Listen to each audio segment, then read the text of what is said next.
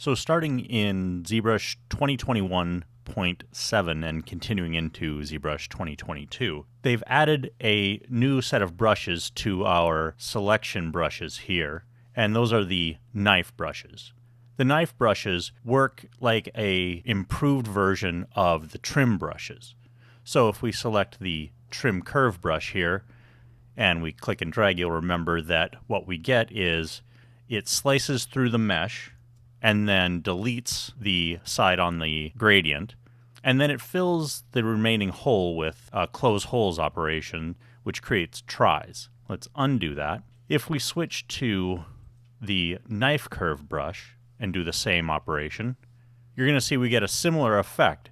It's going to delete the mesh on the gradient side of the curve, but in this case it's going to actually fill the mesh with quads as opposed to tries. And normally we want quads as opposed to tries to begin with, so that's already one small improvement.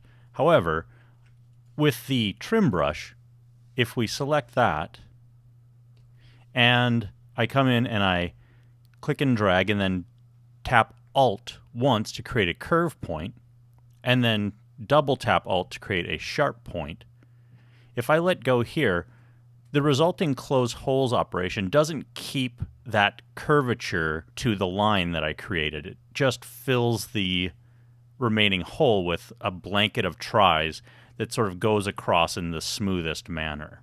Let's undo that.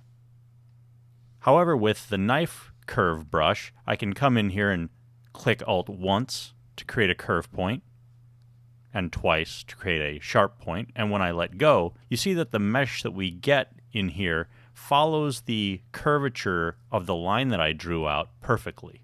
Now the knife curve brush, much like the trim brush, will not create holes in your mesh. So if I come in here and select, say, the knife circle brush, and I start in the middle here, and I create a hole through the middle of our object, it's not going to create that hole.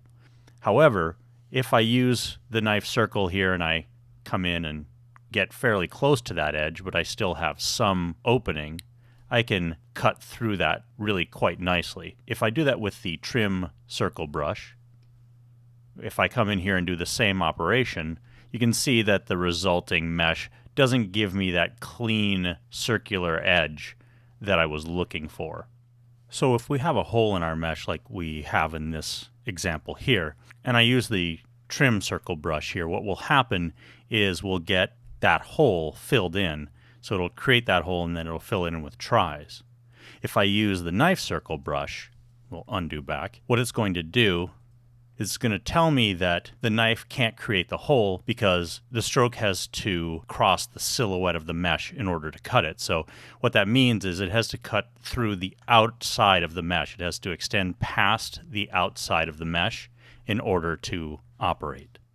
Now with trim circle, if I click and drag in here, and then before I let up, I hold down Alt, it's still going to cut out our mesh the same as it does if I'm not holding Alt.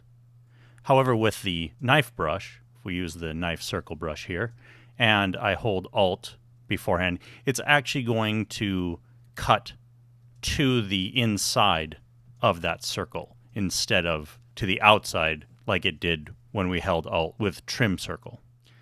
So again, let's switch brushes here. We'll go to knife rectangle. And if we click and drag without holding Alt, it's going to cut that rectangular piece out of the mesh. If I hold Alt, it's going to cut everything out into that rectangle. With the trim lasso brush, if I came in and I created a complex cut, the resulting close holes operation would pretty much destroy the edge regardless.